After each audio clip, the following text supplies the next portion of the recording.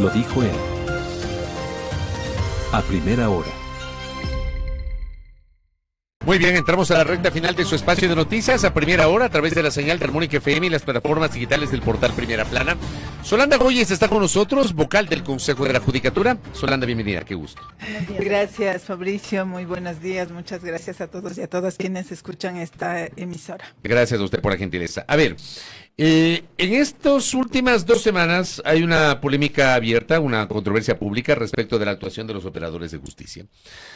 Ustedes en el Consejo de la Judicatura a nivel de pleno han sancionado a algunos jueces, pero por otra parte tenemos el malestar expresado por el Ministerio del Interior, por la Policía Nacional, en torno a decisiones judiciales que desde la óptica tanto del ministro cuanto de la policía atentan contra la política de seguridad, decisiones que implican no disponer prisión preventiva, sino medidas cautelares alternativas a la prisión preventiva. Yo le pregunto a usted puntualmente si hay una crisis en este momento relacionada con estos fallos que generan cuestionamiento por parte de los operadores de justicia, Solanda. Bueno, sí existe una crisis en el sistema judicial y no es reciente. Viene ya desde hace algún tiempo.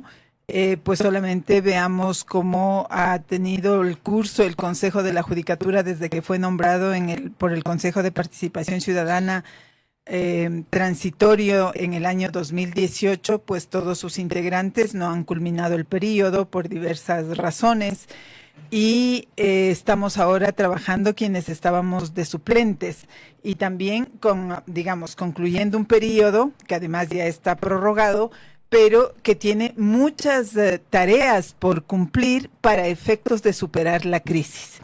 Entonces, yo no le quito razón al ministro del Interior, al ministro de Defensa, al ministro de Gobierno, porque efectivamente ellos sienten un efecto respecto de las actuaciones y de los esfuerzos que hacen cuando encuentran una respuesta negativa de parte del sistema judicial. Pero también hay que decir que no podemos tratar las cosas con absolutos, ¿no? Porque eso no es bueno para las instituciones. Yo voy a partir reconociendo a jueces y juezas que son excelentes, que trabajan con dedicación, con mística, a secretarios que hacen un gran trabajo en el sistema judicial. Estos funcionarios son los que tienen que quedarse, son los que constituyen el modelo de funcionamiento del sistema judicial.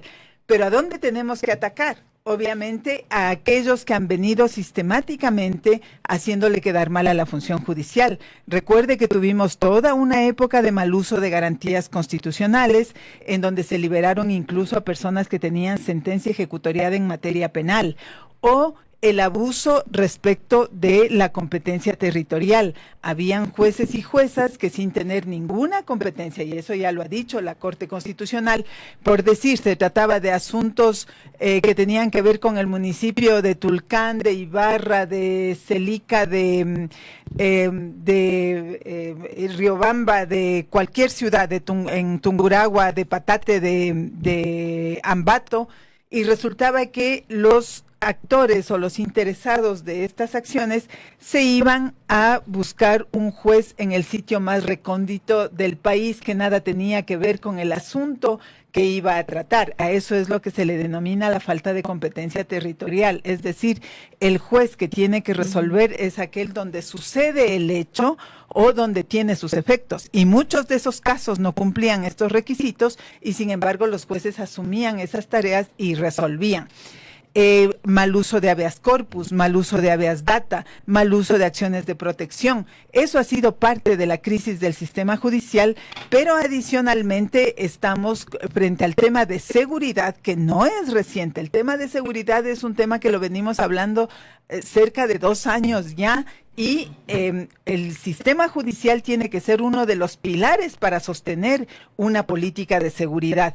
Está siempre el eje de prevención, el eje de la represión, que es lo que hace la policía con el objeto de perseguir a quienes están cometiendo los delitos, y también el sistema de justicia es la otra pata que tiene que sostener a la política de seguridad con el objeto de que sean sancionados quienes hayan cometido irregularidades. Y en ese contexto, y tras lo que usted nos ha comentado y reconocido también que ha ocurrido dentro del sistema de justicia, ¿qué se ha hecho desde el sistema de justicia para empezar a depurar a estos malos elementos?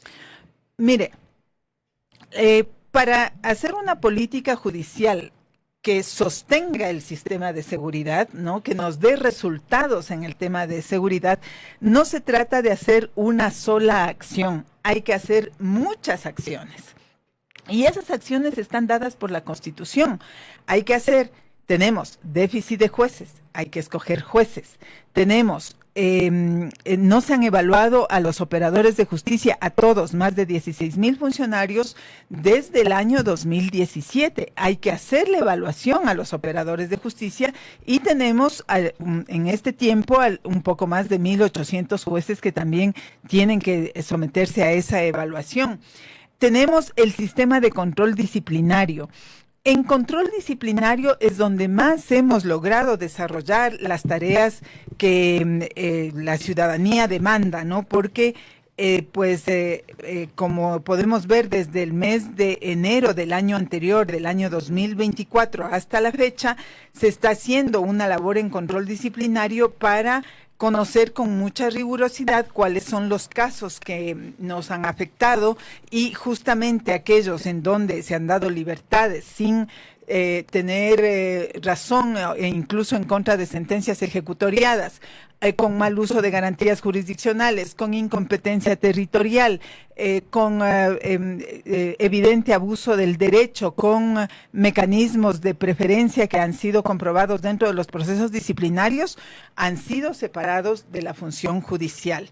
El dato que yo estoy manejando, porque no manejo el dato del año completo del 2024, sino más bien del periodo que a mí me ha correspondido actuar hasta el 30 de abril del año 2025, tenemos un total de 1,024 servidores que han sido sometidos a procesos sumarios o a investigaciones dentro de la función judicial. Ese no es un número menor, es un número súper alto. ¿De enero del 2024 a abril de este año? Desde 28 de febrero del año 2024 hasta 30 de abril del 2025. Ese es el periodo de este dato.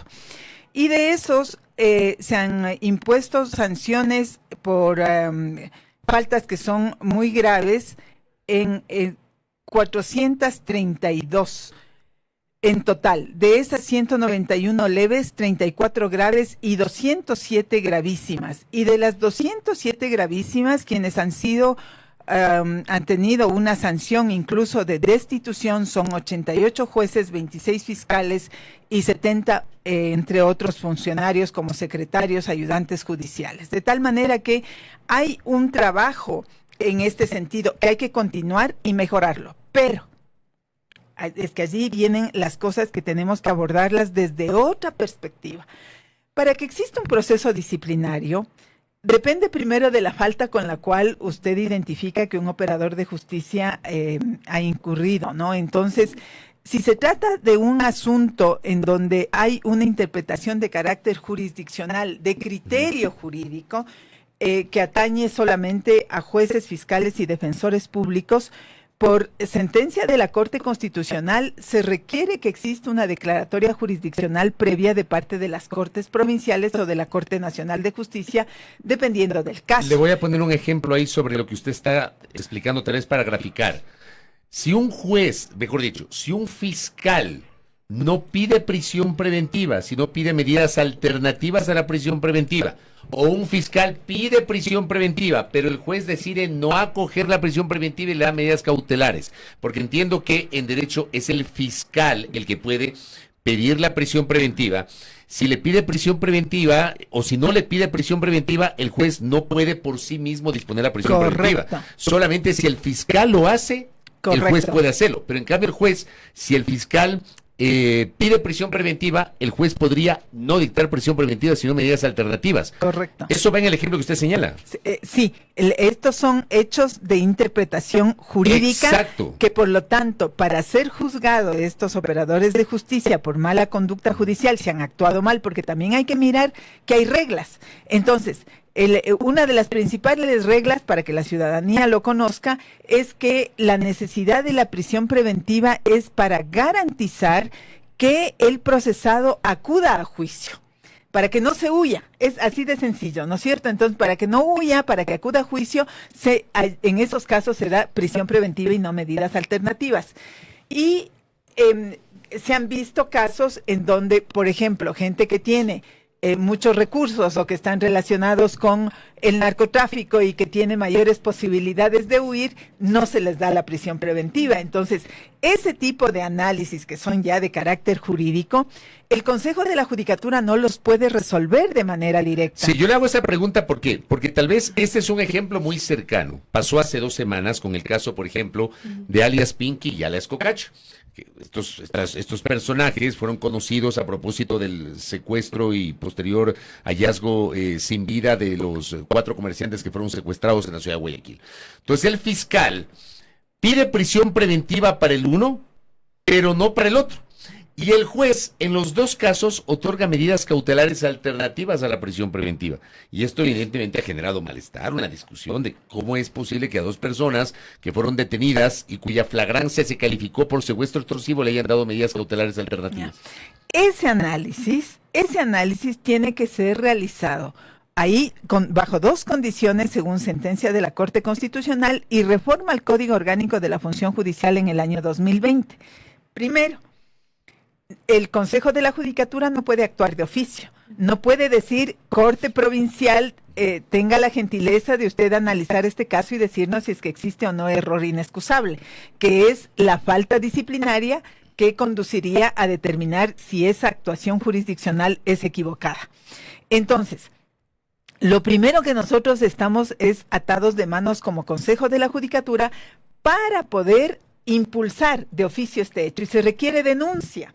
¿Qué es lo que se les ha dicho a las autoridades de manera constante? Ustedes tendrían que interponer la denuncia. De hecho, en muchos casos el SNAI, algunos ministerios, algunas superintendencias han puesto la denuncia para que se haga la declaratoria jurisdiccional previa.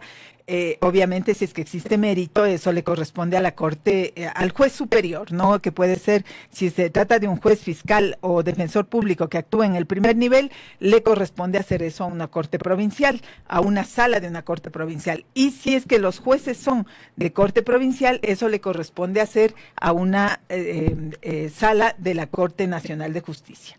De tal manera que, primero, no podemos actuar de manera directa. Se necesita que alguien lo impulse.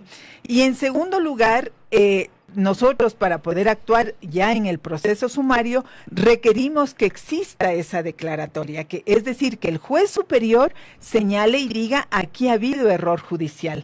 Y solamente allí nosotros podemos empezar el sumario administrativo que conduce a una sanción. Entonces, lo que yo les quiero decir es lo siguiente. Esto es un proceso, es una especie de mini juicio, es un mini procesito administrativo, ¿verdad? Pero que lleva su tiempo. Vean ustedes todos los pasos que tiene. Y además es individualizado. Señala al juez 1, al juez 2, al fiscal A, al fiscal B.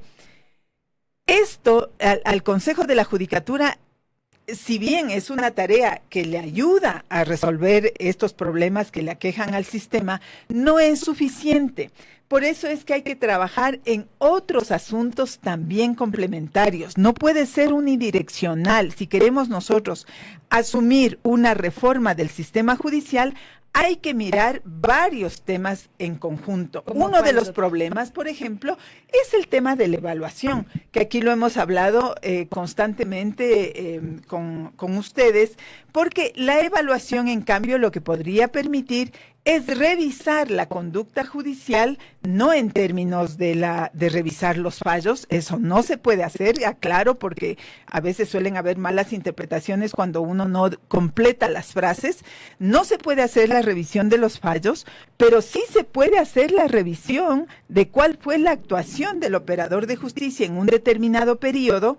Estamos atrasados con hacer la evaluación desde el año 2017. Sí se puede hacer esa evaluación en un periodo, y ahí es un proceso que nos permitiría mirar a la función judicial en su conjunto, no solamente en el caso específico. Por lo Ahora tanto, no se puede hacer aquello.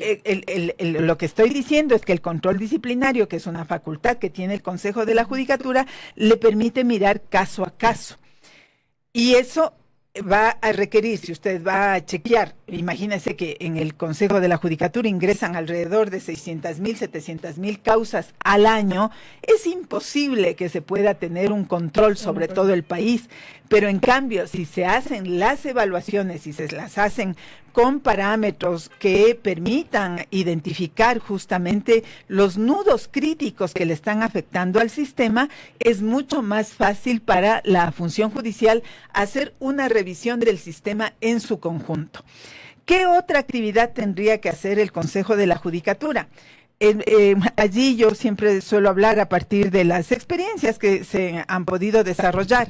En el tema, nosotros hemos publicitado durante mucho tiempo la herramienta Femicidio CC, los visualizadores de datos en materia de violencia. Tenemos una directriz para el seguimiento de casos de femicidio y muertes violentas de mujeres, con las cuales se han obtenido resultados concretos. ¿Por qué? Porque no podemos estar esperando que el ministro nos diga esto está sucediendo y que nos alerte públicamente, porque eso ya demuestra que estamos actuando cuando los hechos están consumados. Lo que hay que tratar es de adelantarse y de tener una actuación desde el sistema judicial previa, y para ello es necesario levantar información, trabajar de manera coordinada entre todas las entidades que están relacionadas con este sistema. Allí nosotros tenemos un modelo exitoso de trabajo en materia de datos, repito, sobre casos de femicidio y muertes violentas de mujeres, que nos ha permitido ir chequeando, por ejemplo, si se cumple o no el principio de celeridad procesal. ¿Qué significa esto? Que se cumplan los tiempos, ¿no? Es decir, advertir a efectos de que no se caigan las audiencias, a efectos de que no se superen los tiempos de investigación, pero eso ha sido sobre la base de un trabajo que ya tiene unos años y que ya está fortalecido dentro del Consejo de la Judicatura y de las otras entidades con las cuales trabajamos. Se podría replicar, digamos, de este claro, proceso. La dimensión es distinta, porque a la final el tema de femicidio y muertes violentas de mujeres, siendo un tema muy grave y complejo, en términos de número es menor, pero con las instituciones, si tienen la voluntad que estamos viendo que la tienen, es perfectamente posible armar un modelo y un sistema en donde nosotros tengamos información previa, no cuando ya suceden las cosas, sino... y el otro asunto es que hay que unificar criterio también. Vuelvo a repetir, ahí hemos trabajado con la Corte Nacional de Justicia, con su presidente y otros jueces de Corte Nacional, para unificar criterio en temas básicamente de violencia de género y de medidas de protección. ¿Por qué? Porque también hay criterios distintos entre los operadores de justicia y según los estándares que nos da la Corte Interamericana de Derechos Humanos, pues es legítimo que un operador de justicia pueda tener un criterio distinto frente a otro. Lo que no es legítimo es que eso sea un criterio viciado, es decir, con el ánimo de favorecer a alguien, o no es legítimo cuando se contradice a sí mismo el operador de justicia. Y para eso lo que se puede construir es estándares de criterios unificados sobre la base de un debate mucho más amplio con el propio sistema judicial, con la policía, con el ejército, de tal manera que existan unos estándares dentro de los cuales ellos puedan actuar. Casos que tengan las características de líderes de bandas o integrantes de bandas, pues la rigurosidad tiene que ser mucho mayor y la severidad también. Pero alguien que tiene un delito menor como el robo de un celular, pues entonces ahí cómo se tiene que actuar. Todo eso hay que debatirse para implementar en el sistema judicial. Lo último, cortito, solamente con hora al tiempo, sobre arresto domiciliario. Sí, justamente. Quisiera preguntarle entonces que este análisis debería también extrapolar también el tema del arresto domiciliario. Ahora hemos escuchado mucho al ministro que dice que hay alrededor de 285 personas en arresto domiciliario, que implica que hayan 800 policías. Quisiéramos entender también incluso el proceso, porque entiendo que también ahí no es solo una decisión del juez, pero ¿cómo es? Sí, o sea, allí lo que se aducen es una serie de elementos sobre vulnerabilidad de las personas que tienen prisión preventiva y se les puede dar unas medidas alternativas y entre esas está el arresto domiciliario. Yo lo que creo que en ese caso, dado que no es un número mayor de causas, debería hacerse un estudio, un análisis y con eso poder trabajar y tener resultados porque es verdad, o sea, tenemos un déficit de policías y claro, sí suena que es elevadísimo el tener 700, 800 policías dedicados a cuidar a quienes están en arresto. Entonces, eso podría ser también sujeto de un análisis, de un estudio que permita dar resultados, ¿no? Y en un minutito, en honor al tiempo, no podemos dejar de preguntarles sobre el juicio político que se va a sustanciar en la Comisión de Fiscalización. ¿Ya fue notificado usted?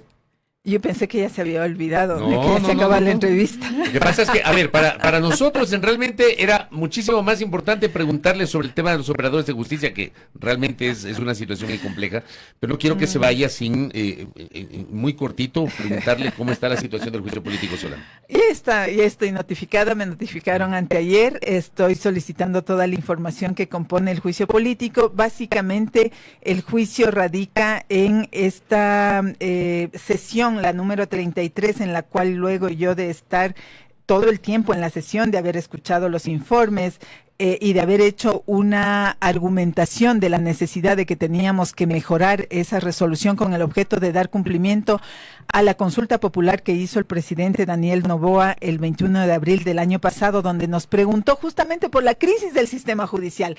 Nos preguntó y nos dijo a los ecuatorianos, ¿prefieren tener jueces especializados en materia de garantías constitucionales para evitar el abuso o mantenemos el sistema como ahora está?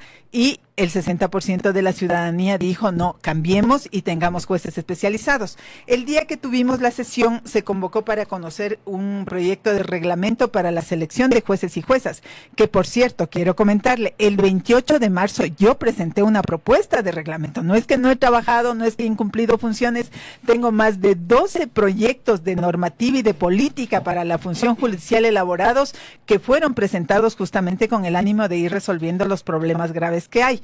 Pero en esa sesión lo que yo pedí es que hagamos un diálogo previo antes de resolver, porque después íbamos a tener problemas de inconstitucionalidad, como en efecto ya sucedió con la sentencia que emitió la Corte Constitucional y que me ha dado la razón. Entonces, ese día, frente al pedido, lo que yo hice es retirarme de la sesión. Eso se ha dicho que es boicot. No es boicot, ¿sabe por qué? Porque después hubo la posibilidad, la doctora Yolanda Yupangui generó esa conversación, ese diálogo, y 4 de las propuestas que eran sustantivas y que había planteado justamente en esa sesión, fueron acogidas 3. Y en el caso de paridad, que no fue acogida, se puso medidas de acción afirmativa, no la paridad, pero sí medidas de acción afirmativa.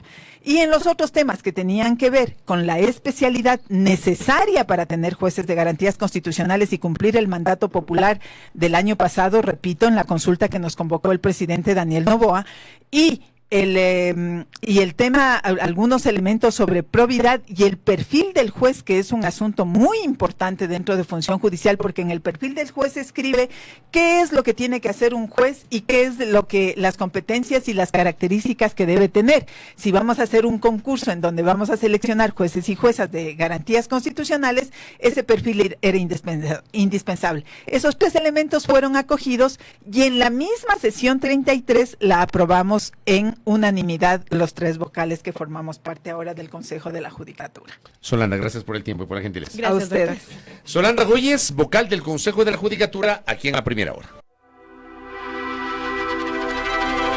Primera plana. Todas las noticias, todas las voces.